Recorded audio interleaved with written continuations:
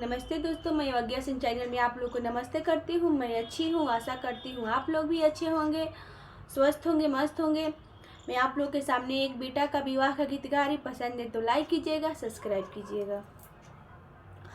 आरे काहे कवन दुल्हा के आवेल, आरे काहे कवन दुल्हा के आवेल, एक ही साजेल बरियात, आहो एक ही साजेल बरियात।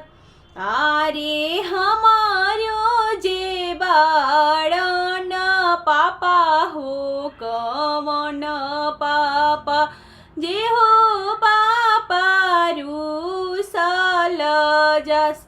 आरे हमारो जे बाड़न चाचा हो कवन चाचा, से हो चाचा रूसल जस। आरे हाथ जोड़ी पैया परिमान हो, अंश दुल्हा साजी के ले अह बरियात।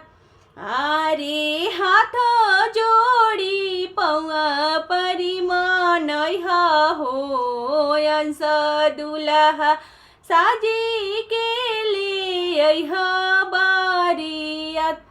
आरे काहे अंश दुल्हा के आवेल, एक ही साजेल बरियात।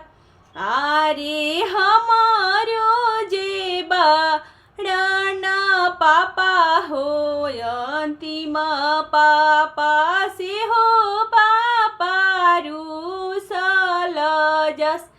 आरे हाथ जोड़ी पैया परिमान हो, अंश दुल्हा साजी के ले अह बरियात।